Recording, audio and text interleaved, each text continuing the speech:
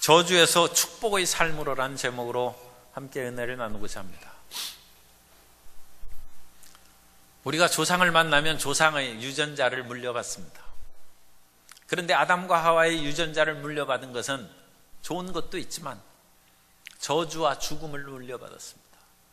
아담과 하와가 하나님께 반역함으로 말미암아 저주받은 사람이 되고 죽음의 존재가 되었는데 그것을 그 후손들에게 물려준 것입니다. 어떤 부모가 자식에게 저주를 주겠습니까? 그런데 오늘 읽은 본문 말씀은 야곱이 그 아들들인 시몬과 레위를 저주하는 말씀입니다. 왜 그들을 저주했습니까? 온 집안을 멸망시킬 분노에 휩싸였기 때문에 그 분노를 사실 저주한 것입니다.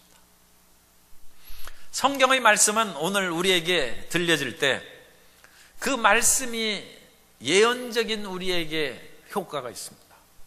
그래서 그 말씀이 우리 마음 가운데 받아들여져서 회개하고 돌이키면 살 길이 열립니다. 성경의 말씀은 운명론의 말씀이 아닙니다.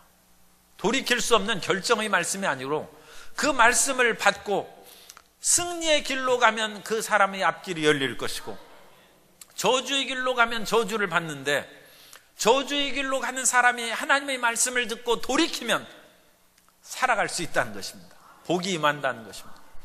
시몬과 레위를 저주했어도 그것으로 멸망하라는 말씀이 아니라 돌이키면 분노를 잠재우고 노여움에서 벗어나면 새로운 살 길이 있다고 가르치는 것입니다. 오늘 이 말씀을 통해서 우리가 어떤 그런 저주와 질병과 죽음의 삶에 처했을지라도 하나님의 말씀을 붙잡으면 생명과 축복의 길로 걸어갈 수 있다는 것을 말씀을 통하여 함께 은혜를 나누고자 합니다. 첫째로 저주받은 시몬과 레위의 상황을 말씀드리고자 합니다. 야곱이 20년 동안 외삼촌 또 장인인 라반의 집에서 온갖 고생을 하다가 겨우 살아남아서 이제는 수많은 자녀들과 많은 재물을 갖고 고향으로 돌아오고 있습니다. 그리고 가나안 땅에 들어와서 처음 만나는 교통의 요지가 세겜 땅입니다. 이 세겜 땅은 사람의 이름도 되고 성읍 이름도 돼요. 고대 세계에서는 그 성읍의 대표자 되는 사람들로 이름을 짓곤 한 경우가 있습니다. 그래서 우리가 세겜 하면 성읍으로도 문맥상 이해할 때가 있고 사람 이름으로 이해할 때도 있어요. 그래서 지금 세겜 성읍에 도착해서 잠시 쉬었다 가려고 거기에서 이제 거처를 마련했습니다. 그런데 야곱에게 디나라는 아름다운 딸이 있었는데 그 세겜 성읍의 딸들은 어떻게 머리를 하고 옷을 입고 다니는지 보러 갔다가 그 세겜의 추장 하몰의 아들이 세겜입니다. 그 세겜에게 붙잡혀서 성폭행을 당하고 그 집에 감금당했어요. 이런 기가 막힌 일이 생긴 것을 듣고 야곱이 얼마나 분노했겠습니까?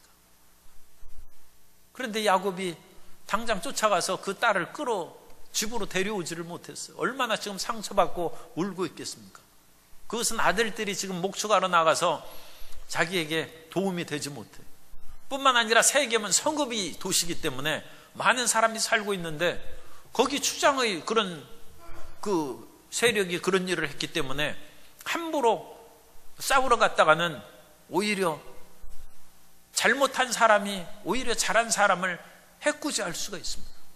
그래서 야곱이 잠잠히 참고 기다리는데 이윽고 야곱의 아들들이 목축을 하다 돌아왔어요. 그리고 그 말을 듣고 분노에 쌓였습니다. 그런데 세겜은 일시적인 충동에 의해서 큰 죄를 지었습니다만 그 야곱의 딸 디나를 사랑했기 때문에 결혼하자고 청혼으로 사람을 보내왔어요. 그때 야곱의 아들들은 분노함으로 그 일을 제대로 처리할 생각은 하지 아니하고 이런 사람들은 우리가 같이 통혼을 해서 사돈을 맺을 수 없고 처단해야 되겠다 싶어서 계교를 써서 당신 남자들이 다 할례를 받지 않으면 우리는 결혼할 수 없으니까 할례를 받으라고 했습니다. 그것은 그들하고 같이 사돈을 맺자고 한 얘기가 아니라 그것을 통하여 그들을 해하려고 한 계획이었습니다. 창세기 34장 25절에 보면 제3일에 아직 그들이 아파할 때, 할례를 받고 이제 그들이 아파할 때 야곱의 두 아들 디나의 오라버니 시므온과 레위가 각기 칼을 가지고 가서 몰래 그 성읍을 기습하여 그 모든 남자를 죽이고 칼로 하물과 그 아들 세겜을 죽이고 디나를 세겜의 집에서 데려오고 복수를 했어요. 마음의 분노대로 그들을 칼로 처단을 했습니다. 그런데 그 다음이 문제입니다. 그 성읍의 남자들은 가나안의 주민들의 한 일부입니다. 그러므로 그 소식을 듣고 가나안 족속들이 야곱을 침략해서 공격해 오면 야곱은 감당 못하고 그야말로 멸문지화를 당할 수 있습니다. 그래서 야곱이 시몬과 레위의 이런 분노를 책망하는 내용이 창세기 34장 30절에 있습니다. 야곱이 시몬과 레위에게 이르되 너희가 내게 화를 끼쳐 나로 하여금 이 땅 주민 곧 가나안 족속과 브리스 족속에게 악취를 내게 하였도다. 나는 수가 적은즉 그들이 모여 나를 치고 나를 죽이리니 그러면 나와 내 집이 멸망하리라. 딸이 그와 같은 봉변을 당했은즉 그것을 징계하는 것은 당연한 것입니다. 그런데 그 딸 하나로 인하여 야곱의 온 가족이 다 공격을 받아서 다 죽으면 그건 또 문제되죠. 딸이 고통과 안타까움은 말할 수 없지만 그렇다고 해서 그것을 복수한다고 온 집안이 다 살아남지 않고 멸망을 당하면 그건 큰 문제 아닙니까? 그러므로 그 분노를 지혜롭게 해결을 했어야 되는데 시몬과 레위가 일을 저지른 것입니다. 그런데 그것을 야곱이 그야말로 야복강 나루터에서 그 형 에서가 자기를 혹시 공격해서 온 집안을 죽이지 않을까 전전긍긍해서 부르짖어 밤새도록 기도하여서 이스라엘이라는 이름을 얻고 그 야곱을 자기 편으로 만든 것처럼 이번에도 야곱이 아마 굉장히 기도하고 하나님을 향하여 울부짖으면서 베델로 올라갔어요. 그런데 베델에 가서 하나님께 예배를 드리고 제사를 드리러 가는 도중에 하나님께서 주변의 사람들을 두렵게 함으로 야곱을 추격하지 못하고 그래서 야곱의 가족이 살아남았다고 성경은 말씀합니다. 그런데 이 야곱은 이것이 악몽인 것처럼 그 뇌리에서 떠나지 않았습니다. 그래서 창세기 49장은 야곱이 이제 말년입니다. 돌아가실 때가 가까워서 야곱이 자녀들을 불러놓고 유언을 하고 그 유언에는 예언의 메시지가 있는 것이죠. 그런데 그 말씀을 할 때 시몬과 레위가 분노를 해결하지 못하면 결국 그 지파는 저주를 받아서 야곱 중에 이스라엘 가운데 흩어져서 없어지게 될 것이다. 그걸 예언한 그 말은 분노에 휩싸여서 살면 안 된다는 것을 가르침과 더불어 그것을 해결하는 새로운 회개와 돌이킴이 있으면 하나님께서 살 길을 열어주신다는 암시가 있는 것입니다. 사람이 이 세상에서 살아갈 때 잘못을 범할 수 있습니다. 그리고 그것으로 말미암아 저주를 받을 수 있고 병에 걸릴 수도 있고 큰 삶의 낭패를 당할 수 있습니다. 그런데 하나님은 은혜로우십니다. 그렇기 때문에 우리가 어떠한 저주와 낭패를 받는다 할지라도 돌이키면 생명의 길로 나아가야 될 줄로 믿습니다. 두 번째로 저주에서 회복된 레위 지파에 대해서 말씀을 나누도록 합니다. 시몬과 레위 지파가 똑같이 저주를 받았는데 시몬 지파는 나중에 가나안 땅에 들어간 후에 없어졌습니다.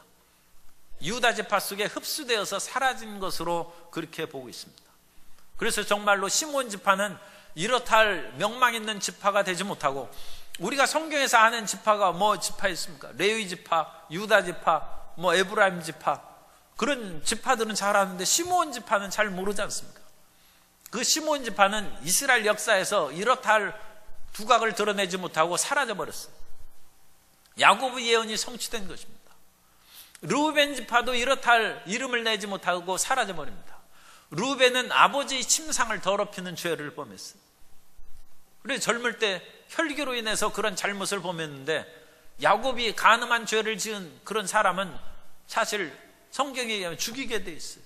그런데도 자기 장자의 잘못을 그냥 용납해서 놔뒀는데, 결국 르우벤은 형통하지 못하고 지리멸렬하게 살다가 사라져버린 그런 지파도 됐어요. 그런데 레위 지파는 똑같이 시몬처럼 저주를 받았는데 오히려 우리는 레위 지파 많이 알지 않습니까? 그리고 오늘날 어떤 사람들은 구약의 레위 지파처럼 오늘날 크리스찬의 레위 지파가 되어서 하나님을 섬기고 주님을 기쁘게 하는 그런 삶을 살자. 오늘 레위 지파가 오히려 더 이름을 드러내는 거예요. 아니, 어찌해서 그런 일이 생겼습니까? 그런데 그것이 출애굽기에 보면 그 사실이 나타나 있어요. 수백 년이 흘렀습니다. 아마 저주의 그런 메시지가 시몬과 레위 지파의 그 자손들에게 퍼져나갔겠죠. 그런데 모세가 이스라엘을 애굽에서 노예 상태에서 건져내서 광야로 이끌어내서 시내산에 이끌어 그들을 인도했습니다. 그래서 시내산에서 그들이 머물러 있고, 모세는 시내산에 올라가서 하나님의 말씀을 받으려 40일 동안 금식하고 기도했어요. 그리고 하나님의 말씀을 받아서 이제 이스라엘과 하나님 사이에 언약 백성으로 그들을 체결하려는 그런 뜻입니다. 그런데 모세가 40일 동안 기도하는 동안에 이스라엘 백성들이 방자하게 행동을 했어요. 이스라엘 백성들이 시내산, 오늘날에도 거기는 황무지입니다. 그야말로 산에 나무가 하나도 없어요. 풀도 없어요. 불모지입니다. 그런 속에 모세가 혼자 들어갔으니 무엇을 먹고 무엇을 마십니까? 틀림없이 죽었을 것이다. 그래서 이스라엘 백성들은 애굽에서 우리를 이끌어낸 신을 만들자 해서 금을 녹여가지고 금송아지를 만들고, 그 금송아지가 우리를 애굽에서 이끌어낸 신이다 해서 같이 그 앞에서 춤추고 찬양, 그 노래 부르고 그랬어요. 그때 모세가 40일이 지나서 내려와서 보니까 기가 막힌 일이 벌어졌습니다. 모세가 이 우상 숭배하는 백성들을 그대로 놔둘 수 없다 해서 그들을 처단해야 되겠는데, 그들을 처단할 사람들을 불렀어요. 출애굽기 32장 26절 이하에 보면, 이에 모세가 진문에 서서 이르되 누구든지 야훼의 편에 있는 자는 내게로 나오라 하매 레위 자손이 다 모여 그에게로 가는지라. 모세가 그들에게 이르되 이스라엘의 하나님 야훼께서 이렇게 말씀하시기를 너희는 각각 허리에 칼을 차고 진 이 문에서 저 문까지 왕래하며 각 사람이 그 형제를, 각 사람이 자기의 친구를, 각 사람이 자기의 이웃을 죽이라 하였느니라. 레위 자손이 모세의 말대로 행하며 이날의 백성 중에 3,000명가량이 죽임을 당하니라. 모세가 이르되 각 사람이 자기의 아들과 자기의 형제를 쳤으니 오늘 야훼께 헌신하게 되었느니라. 그가 오늘 너희에게 복을 내리시리라. 레위 지파가 저주에서 벗어나 하나님의 택함 받은 제사장 지파가 된 것은 하나님께 헌신했기 때문입니다. 그런데 이거 한 번만 있는 것이 아니라 그 뒤에 이스라엘 백성들이 거의 40년이 지난 후에 모압 평지에 이르렀어요. 그래서 이스라엘 백성들이 시딤에 머물렀을 때 모압 평지의 도시 이름입니다. 거기에서 모압 사람들이 이스라엘 사람들을 공격해서 멸망시키기는 어렵고, 하나님이 진노하셔서 이스라엘을 심판하게 해야 되는데, 그러려면 이스라엘을 유혹해서 우상 숭배하게 하면 하나님이 직접 저들을 심판하실 것이다. 그것을 이 모압 백성들이 알았어요. 참 간교한 그 지혜죠. 그래서 모압 사람들이 자기들이 우상 축제에 이스라엘 남자들을 초청합니다. 그런데 그 축제는 상당히 방탕한 음란 축제예요. 그리고 모압 여인들과 이스라엘 남자들이 간음을 행했어요. 그리고 꾀임에 빠져서 우상을 숭배했습니다. 그러자 하나님의 심판이 임해서 전염병으로 이스라엘 남자들이 죽어가기 시작했어요. 그때 아론의 손자인 비느하스가 창을 들고 그 같은 음행을 하고 잘못한 사람을 창으로 찔러 죽였어요. 그때 하나님께서 이 비느하스의 행동을 칭찬하시면서 민수기 25장 10절 이하에서 말씀합니다. 야훼께서 모세에게 말씀하여 이르시되 제사장 아론의 손자 엘르하셀의 아들 비느하스가 내 질투심으로 질투하여 이스라엘 자손 중에서 내 노를 돌이켜서 내 질투심으로 그들을 소멸하지 않게 하였도다. 그러므로 말하라. 내가 그에게 내 평화의 언약을 주리니 그와 그의 후손에게 영원한 제사장 직분의 언약이라. 그가 그의 하나님을 위하여 질투하여 이스라엘의 자손을 속죄하였음이니라. 레위 지파의 또 한 자손인 아론의 후손인 비느하스가, 이건 개인적인 행동입니다만 하나님을 향한 열심을 품고 우상을 제거하며 하나님께서 그와 평화의 언약을 맺고 그의 자손들이 영원한 제사장으로 쓰임받도록 복을 주신 것입니다. 여기에서 우리가 저주에서 벗어난 길을 분명히 깨달을 수 있어요. 저주와 낭패와 질병과 죽음에 쌓인 사람은 하나님께 헌신하는 것입니다. 생명의 하나님께 뛰어 들어가는 것입니다. 그러면 하나님의 복이 우리의 모든 저주를 소멸해버리고 죽음의 세력을 없애버리고 생명의 사람으로 우리를 변화시키는 것입니다. 아담과 하가 죄를 범한 후에 모든 인류가 저주와 죽음가에 놓여 있습니다. 그래서 이 사람들이 생명의 길이 어디 있을까 끊임없이 찾아댔어요. 그러나 하나님 외에는 생명이 없습니다.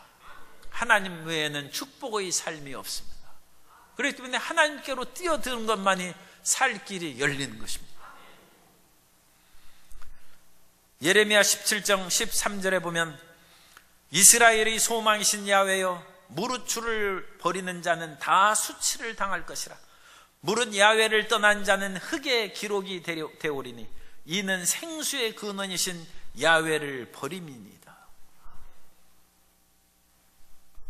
저주에서 축복의 삶으로 나아가는 길은 생수의 근원 되신 하나님께 뛰어 들어가는 것입니다. 옛날에 무슨 벌떼에 쫓기면 물속으로 뛰어 들어가라고 했어요. 그러면 벌이 물속으로는 못 들어오니까 살아나는 것이죠. 온 세상이 저주가 가득한데 살 길은 하나님의 생명의 물가로 뛰어드는 것입니다. 그러면 우리에게 살 길이 열리는 것입니다. 그러면 하나님이 어디 계십니까? 하나님을 만나고 하나님을 붙잡아야 그 품속으로 뛰어들어가죠. 그래서 하나님께서는 온 천지에 가득하지만 영이신 하나님이 우리가 눈으로 보고 손으로 만질 수 없기 때문에 하나님께서 눈으로 보고 손으로 만질 수 있도록 육신을 입고 이 땅에 오셨습니다. 육신을 입고 오신 하나님이 예수님이십니다. 그러므로 우리가 예수님 품으로 뛰어 들어가면 하나님 품으로 뛰어 들어가는 것이고 저주에서 축복의 삶으로 들어가는 것입니다. 세 번째로 예수님을 믿으면 죄와 저주와 사망에서 벗어나는 것입니다. 어떤 험악한 죄가 우리에게 있다 할지라도 예수님께 뛰어들어가면 예수님께서는 의를 우리에게 선물해 주십니다. 왜냐하면 예수님께서 모든 사람의 죄를 짊어지시고 십자가에 못 박혀 피를 흘리셨기 때문입니다. 그래서 예수님의 품속은 죄가 사라지고 의가 가득한 곳입니다. 예수님을 이제 품속에 뛰어들어가자고 하니까 또 예수님이 어디 계시냐고 또 이제 궁금해하죠. 그러면 저는 또 말씀드립니다. 십자가를 붙잡으면 됩니다. 십자가는 하나 만들어 놓고 이렇게 붙잡으면 돼요. 그러나 그것이 무슨 우상처럼 그걸 생각하면 안 됩니다. 다만 그것을 상징을 통하여 예수님이 십자가에 달리시고 피를 흘리셔서 내 죄를 사해 주셨구나. 그러므로 십자가를 바라보면서 그 안으로 뛰어 들어가는 것입니다. 그 마음의 그 상상을 통하여 4차원의 생각입니다. 생각을 통하여 십자가 안에서 피를 흘리신 예수님 안에 들어가면 그 보혈이 죄의 값은 사망이라고 했고 피를 흘리는 것은 곧 사망하는 것이죠. 죽는 것이죠. 그러나 예수님께서 나를 위하여 피를 흘리심으로 내가 살아났다는 것을 믿을 수 있는 것입니다. 로마서 5장 8절에 우리가 아직 죄인 되었을 때 그리스도께서 우리를 위하여 죽으심으로 하나님께서 우리에 대한 자기의 사랑을 확증하셨느니라. 예수님의 십자가가 우리 죄에서 벗어난 생명의 길로 가는 그런 품인 것입니다.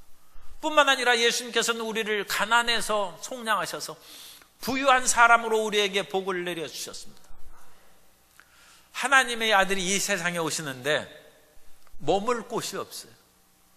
요셉과 마리아가 인구조사로 인하여 나사렛에서 베들레헴으로 오셨는데 이미 많은 사람들이 호구조사를 위해서 이미 연수기 꽉 찼어요. 그래가지고 예수님의 부모가 육신의 법적 부모죠.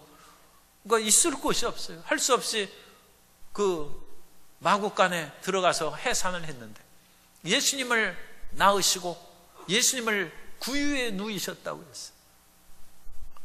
하나님의 아들이 이 세상에 오셨는데 이건 뭐 흙수저 정도가 아니라 그 몸을 누일 곳이 없는 따뜻한 방이 없어요. 그것을 고린도후서 8장 9절에는 이렇게 말씀하십니다. 우리 주 예수 그리스도의 은혜를 너희가 알거니와 부유하신 이로써 너희를 위하여 가난하게 되심은 그의 가난함으로 말미암아 너희를 부유하게 하려 하심이라. 예수님께서 그와 같이 가난한 삶을 살으시고 인자는 머리 둘 곳도 없다고 하시면서 예수님께서 공생애 동안에도 힘들게 지내신 것은 그의 가난함을 인하여 우리를 부욕해 하려 하심이라고 성경은 말씀합니다. 그러므로 우리는 가난에서 벗어난 사람이 됐습니다. 우리는 예수님께 뛰어들어가면 부유한 사람이 됩니다.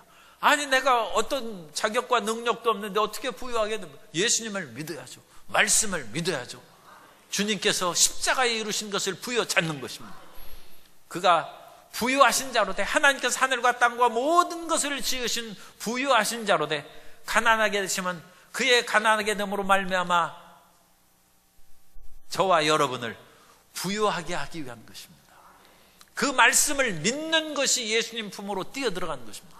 예수님을 믿는 것은 이제 더 정확하게 됩니다.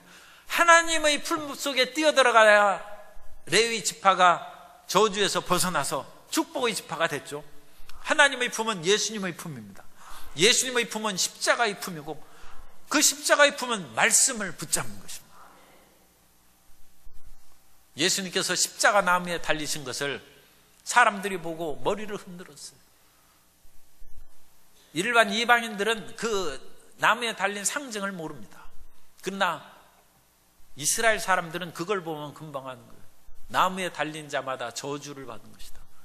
그래서 목매어 나무에 달린 자는 빨리 해가 지기 전에 끌어내리라고 했어요. 그렇지 않으면 그 땅이 나무가 심어져 있는 그 땅이 다 저주를 받으니까 그 땅의 주민들도 저주 앞에 휩싸이게 된 것이죠. 그런데 예수님께서 십자가라는 나무 위에 달리셨어요. 그러므로 우리를 저주에서 속량하셨다고 말씀합니다. 갈라디아서 3장 13절에 보면 그리스도께서 우리를 위하여 저주를 받은 바 되사 율법의 저주에서 우리를 속량하셨으니 기록된 바 나무에 달린 자마다 저주 아래에 있는 자라 하였습니다. 이제 예수님 안에 뛰어들어가면 죄의 문제도 해결되고 가난의 문제도 해결되고 저주의 문제도 해결됩니다. 뿐만 아니라 예수님께서 나무에 달리셔서 그냥 있으신 것이 아니라 대못에 박혀서 손과 발에 대못에 박혀서 피를 흘리고 가시관을 쓰시고 창에 허리 상하여 물과 피를 다 쏟으셨습니다. 이것을 이사야 선지자는 이사야 53장 4절 이하에서 말씀합니다. 그는 실로 우리의 질고를 지고 우리의 슬픔을 당하였거늘 우리는 생각하기를 그는 징벌을 받아 하나님께 맞으며 고난을 당한다 하였노라. 그가 찔림은 우리의 허물 때문이요 그가 상함은 우리의 죄악 때문이라. 그가 징계를 받음으로 우리는 평화를 누리고 그가 채찍에 맞음으로 우리는 나음을 받았도다. 예수님께서 우리의 평화를 위하여 징계를 받으시고 저가 채찍에 맞음으로 온 등이 갈기갈기 찢은 채찍에 맞음으로 우리가 치료를 받았다는 것입니다. 예수님 품 안으로 들어가면 이제 문제가 해결됩니다. 아무리 질병과 저주가 죽음이 우리를 엄습한다 할지라도 예수님의 품 안으로 들어가면 죄사함을 받을 것이고 가난에서 부유하는 복을 받을 것이고 저주에서 축복의 사람이 될 것이고 질병에서 치료받는 사람이 되는 것입니다. 이것을 성경은 말씀합니다. 고린도후서 5장 17절에 그런즉 누구든지 그리스도 예수 안에 있으면 새로운 피조물이라. 이전 것은 지나갔으니 보라 새 것이 되었도다. 우리 옆에 분들에게 축복합니다. 예수님 안에 있으면 새 사람이 됩니다. 예수님 안에서는 축복의 사람이 되는 거예요. 레위가 저주에서 벗어날 길이 없었어요. 그런데 하나님 안에 뛰어 들어가는 거예요. 하나님 앞에 헌신하는 거예요. 오늘날 우리가 이 세상에서 살 길이 막막할지라도 낙심하고 좌절할 필요가 없어요. 예수님 안에 뛰어 들어가는 거예요. 예수님 안에 뛰어 들어가면 살 길이 열리는 것입니다. 그런데 예수님 안에 뛰어 들어갔는데도 내가 여전히 힘들다는 사람은 예수님 안에 뛰어 들어갔다 밖에 나왔다가 또 뛰어 들어갔다 나왔다 자꾸 그래서 그래요. 어떤 사람이 아까 말씀드린 것처럼 벌에 쫓겼어요. 그래가지고 물속에 들어갔어요. 그런데 숨을 쉬어야 되잖아요. 물 밖에 나왔어. 별들이 그거 알고 기다리고 있다가 막 쐈어요. 그럼 물속에 들어간 효과가 없죠. 우리가 예수님을 믿은 후에도 끊임없이 원수의 세력이 우리를 노리고 있고, 근신하라 깨어라, 악한 마귀가 우는 사자처럼 두루 다니면서 삼킬 자를 찾는다고 했어요. 이 벌떼가 없어진 것이 아니에요. 그리고 우리가 예수님의 품 안으로 들어갔으면 영원히 그 속에서 사는 그런 것은, 우리가 영적으로는 지금 예수님 품 안에 있고 영적으로는 예수님과 함께 하늘 보좌 우편에 같이 있는 것입니다. 그러나 육신적으로는 이 세상에 남아있는 거예요. 그걸 우리가 깨달아야 돼요. 우리는 예수님 품으로 완전히 들어갈 때까지는 육신을 가지고 여전히 죄악과 세상의 유혹과 마귀 시련을 받으면서 살아가고 있습니다. 그렇기 때문에 이런 모든 것들을 다 없앨 수 있는 또 다른 네 번째 비결을 우리가 알아야 되는데, 네 번째는 예수님 안에서 항상 복을 받게 하는 것이 감사입니다. 이 감사는 세상의 독을 없애는 백신이에요. 마귀가 끊임없이 우리에게 독기운을 넣어주고 분노를 넣어주는 것입니다. 세상을 살다 보면 분노할 일이 여러 가지 생기죠. 그런데 그 분노를 그대로 표출했다가는, 예수님 믿는 사람이 분노를 그대로 표출하면 안 됩니다. 레위인이 이제 하나님 앞에 부름 받아가지고 들어가서 그야말로 영원한 지파가 됐어요. 그런데 레위인들이 성막에서 하나님을 섬기고 제사장으로 섬길 때는 그야말로 얼마나 거룩하고 하나님의 축복 가운데 거합니까? 그런데 레위인이 성전에서 나오면 일반 사람들하고 같아요. 그럼 세상 사람들과 어울려 살다 보면 다툼도 생기고 분노도 생기는데, 그러다가 자기 분노를 마음껏 행하면 레위인들이 복을 제대로 받겠습니까? 그 분노를 이겨야죠. 극복해야죠. 그 분노를 극복하는 것이 감사입니다. 어떠한 일이 우리 삶 가운데 다가온다 할지라도 우리는 감사라는 백신으로 그 주사를 맞아서 주님께 감사해야 됩니다. 왜냐하면 한번 예수님을 믿으면 그 다음부터 영원토록 우리는 예수님의 사람이 되고, 주님께서 우리가 죄인 있을 때도 우리를 사랑하시고 건지셨는데, 예수님을 믿은 후에 육신으로 말미암아 다가오는 연약함과 잘못을 어찌 주님께서 해결해 주시지 않겠습니까? 예수님을 믿은 후에도 예수님을 끝까지 의지하면 주님께서 모든 것을 치료하시고 원수의 독을 해결해 주실 줄 믿습니다. 그리스도 예수 안에서 모든 것이 합력하여 선을 이룬 것을 굳게 믿어야 됩니다. 다윗은 그런 믿음의 사람입니다. 다윗이 연약해서 실수한 때가 있습니다. 어느 날 왕궁에서 낮잠을 자다가 눈이 부시시한 상태로 일어나서 보니까 어떤 여인이 목욕하는 것이 보여가지고 불러오라고 해서 간음을 했어요. 그리고 결국 그 죄로 말미암아 집안에 풍파가 일어나고, 그 집안에 하나님의 심판이 일어나서 결국은 아들이 자기를 죽이려고 합니다. 왜냐하면 다윗이 자기의 간음죄를 감추기 위해서 칼로, 남의 칼로 그 밧세바의 남편인 우리아를 죽인 거예요. 아주 교활하고 나쁜 행동을 한 것입니다. 결국은 자기 자식의 칼로 다윗이 죽음의 위험에 처한 것입니다. 그래서 다윗이 구테타가 일어났을 때 압살롬의 군대를 피해서 울면서 머리를 풀어 헤치고 머리 다듬을 시간도 없어요. 신발 신을 겨를도 없어요. 맨발로 감람산을 넘어갔다고 했어요. 그런데 감람산을 넘어가자 감람산을 넘어서 유대 땅을 건너가면 거기 시므이 지파의 땅, 베냐민 지파의 땅입니다. 이 베냐민 지파의 시므이가 와서 다윗을 저주하는 거예요. 칼로 사울이 집안을 멸망시키고 왕이 된 나쁜 사람아, 내가 나쁜 행동을 한 것을 이제 만천하가 알게 되었은즉 곧 내가 낳은 자식이 너를 칼로 죽이려고 하는 것이다. 그것이 네 죄값을 받는 것이고 내가 심은 대로 거두는 것이다. 그런 의도로 시므이가 저주를 한 것입니다. 꼼짝없이 다윗이 지금 당하고 있습니다. 자기 아들이 자기 아버지를 죽이려고 하는데 어디 가서 변명을 하겠습니까? 그때 다윗이 그런 저주의 말을 하는 사람을 당장 가서 명령만 하면 우리가 죽이겠다고 그 밑에 기라성 같은 그 친의 장군들이 있죠. 그런데 다윗이 그만두라고 하지 말라고 말립니다. 저 사람이 저주하는 것은 하나님께서 시켜서 하는 것이다. 내가 이 고통 가운데 내가 하지도 않는 저런 말을 듣고 그야말로 마음의 원통함이 말할 수 없지만 하나님께서 이것을 긍휼히 여기시면 하나님께서 나를 다시 돌이켜서 왕위로 복직하게 복권하게 해 주실 것이다. 모든 것을 다윗이 하나님께 맡기고 하나님께 감사하는 것입니다. 가장 짧은 성경 구절 가운데 항상 기뻐하라, 쉬지 말고 기도하라, 범사에 감사하라, 이것이 그리스도 예수 안에서 너희를 향하신 하나님의 뜻이라고 했습니다. 범사에 감사하는 성도님 되시기를 주님 이름으로 축복합니다.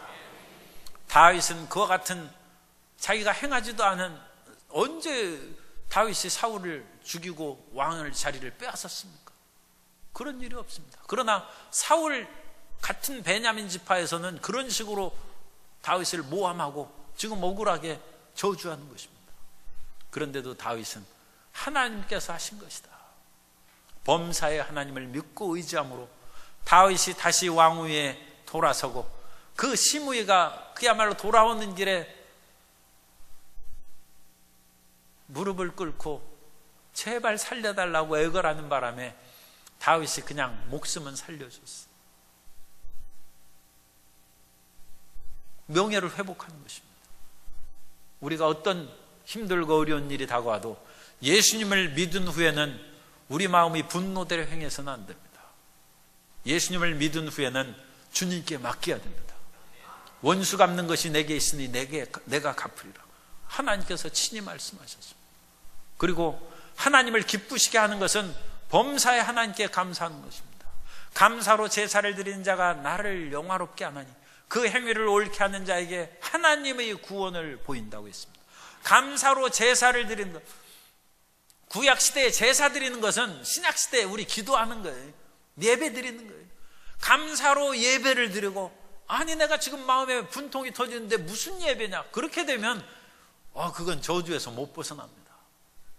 그러나 어떤 고통이 다가와도 감사로 기도를 하고 감사로 예배를 드리고 감사로 제사를 드린 자가 하나님을 영화롭게 하고 하나님을 기쁘시게 함으로 하나님께서 구원의 역사를 베풀어 주신 것입니다. 다윗은 시편 69편에서 황소를 드리는 것보다 하나님께 감사하는 것이 하나님을 더 기쁘시게 한다고 말씀합니다. 시편 69편 29절 이하에 보면 오직 나는 가난하고 슬프오니 하나님이여 주의 구원으로 나를 높이소서. 내가 노래로 하나님의 이름을 찬송하며 감사함으로 하나님을 위대하시다 하리니 이것이 소 곧 뿔과 굽이 있는 황소를 드림보다 야훼를 더욱 기쁘시게 함이 될 것이라. 황소를 드리는 것은 족장들이 드리는 그런 제물입니다. 일반 사람들은 양이나 염소를 드리고 가난한 사람은 비둘기로 드립니다. 사람들이 그냥 보면 황소 드리는 것이 최고죠. 그러나 다윗은 지금 어려울 때 이것은 쓴시, 나는 가난하고 힘이 없어서 황소를 못 드린다는. 그러나 나는 하나님께 찬송하고 감사함으로 하나님을 위대하시다 하리니, 하나님께 찬송하고 감사하는 이것이 오히려 황소를 드리는 것보다 더 하나님을 기쁘시게 한다는. 그래서 하나님을 그렇게 기쁘시게 하면 어떤 일이 생기냐. 시편 69편 그 후반절의 말씀을 제가 간략하게 설명을 드립니다.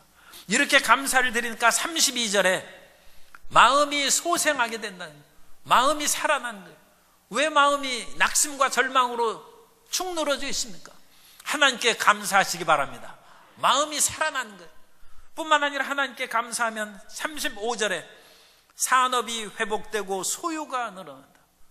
하나님께 감사할 때 주님께서 산업이 잘 되게, 사업하는 사람도 손님 이렇게 한두 명 겨우 이거밖에 안 오나 그런 것보다 활짝 웃고 감사하면 그 손님이 밖에 나가서 저렇게 감사한 사람 처음 봤다고 10사람 또 데려오는 거예요. 그래서 산업이 회복되고 소유가 늘어나고 36절에서 말씀합니다. 주의 종의 자손들이 기업을 얻고 행복하게 살게 된다. 자손까지 잘 돼요. 자손들이 기업을 얻고 행복하게 살게 된다. 그러므로 감사가 이 세상에서 끊임없이 육체로 다가오는 어려움과 고통을 이기게 하는 백신이고 치료제입니다. 어떠한 일이 있어도 주여 감사합니다. 나는 지금 눈앞에 다가온 일을 진짜라고 믿지 않습니다. 이것은 허상입니다. 나는 주께 감사할 때 이 허상의 그림자가 사라지고 주의 생명과 의와 축복이 다가올 줄 믿습니다. 그것이 저주에서 축복의 삶으로 바꾸는 감사의 기적인 것입니다. 우리가 하나님 앞에 항상 감사할 수 있는 것은 하나님께서는 천지와 만물을 지으신 좋으신 하나님이시기 때문입니다. 하나님께서 천지와 만물을 지으시고 보시기에 좋았다고 말씀했습니다. 모든 것은 좋은 것입니다. 그러나 그 모든 좋은 것이 아담과 하와의 죄악으로 말미암아 헝클어지고 저주가 되고 질병이 되고 죽음이 됐습니다. 그러나 예수님 안에서 그 모든 저주와 질병과 죽음이 다시 생명과 축복으로 회복된 줄로 믿습니다. 그러므로 우리는 예수님 안에서 하나님의 자녀가 된 것을 감사해야 돼요. 하나님의 자녀가 안 되면 옛날의 좋으신 하나님을 못 만납니다. 그것은 이미 우리 조상 탓으로 저주 아래 놓여서 하나님, 좋으신 하나님을 못 만나는 것입니다. 그 좋으신 하나님을 다시 만나는 길이 예수님 믿는 것입니다. 예수님을 믿어서 우리는 새로운 삶으로 회복된 것이고, 오늘 우리가 어떤 일을 당할지라도 예수님께서 우리 곁에 없다고 낙심하지 마세요. 예수님께서 우리를 고와 같이 버려두지 아니하시고 성령을 보내주셨습니다. 성령이 우리와 함께 계신 것입니다. 그래서 성령이 함께 계심으로 일마다 때마다 우리 길을 인도하시고 좋은 것으로 우리를 채워주실 줄, 그러한 축복으로 충만하여서 어떠한 저주나 질병과 죽음의 세력도 극복하고 승리와 생명과 은혜가 충만한 아름다운 삶을 살게 되시기를 주님 이름으로 축원합니다.